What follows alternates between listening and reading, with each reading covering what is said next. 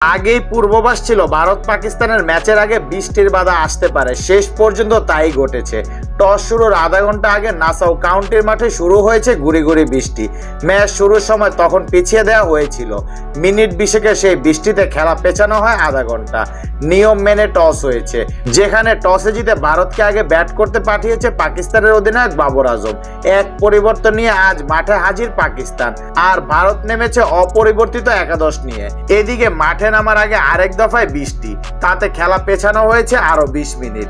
এরপর খেলা শুরু হলে 1 ওভার পরে আবারও বৃষ্টির জন্য উঠে যেতে হয়েছে তাদের। তবে এবারও ম্যাচের দৈর্ঘ্য কমার ভয় থাকছে না। আইসিসি হাই ভোল্টেজ ম্যাচের জন্য রেখেছে বিশেষ ব্যবস্থা। সাধারণ নিয়মের চেয়ে ভারত পাকিস্তানের ম্যাচের জন্য থাকছে বাড়তি সময়ের স্লট। সাধারণত 1 ঘন্টা পিছিয়ে গেলে ম্যাচের ওভার কর্তন শুরু হয়, তবে এই ম্যাচ ঘিরে বাড়তি উন্মাদনা থাকায় বিশেষ ব্যবস্থা নিয়েছে আইসিসি।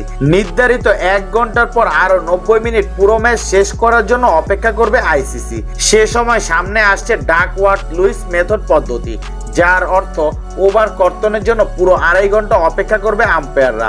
বিশ্বকাপের হাই ভোল্টেজ ম্যাচে এখন পর্যন্ত 2 বার বৃষ্টির দেখা হলেও স্টেডিয়াম সংলগ্ন এলাকা থেকে বৃষ্টির সম্ভাবনা পুরোপুরি চলে যায়নি। নিউ ইয়র্কের নাসাউ কাউন্টির আকাশ এখন পর্যন্ত আছে ভারী মেঘে। ম্যাচের পরবর্তী সময়ে বৃষ্টির সম্ভাবনা একেবারেই উড়িয়ে দেওয়া যাচ্ছে না। এদিকে এখন পর্যন্ত খেলা 2 দফায় মোট 50 মিনিট পিছিয়ে গেলেও স্বাভাবিক নিয়ম মেনেই কোনো ওভার কর্তন করা হয়নি। 2 আম্পায়ার চেষ্টায় থাকবে পুরো 40 ওভার আয়োজনের। তবে ম্যাচের ফলাফল অর্জনের জন্য 2 দলের 5 ওভার করে মোট 10 ওভার খেলা হয় যথেষ্ট।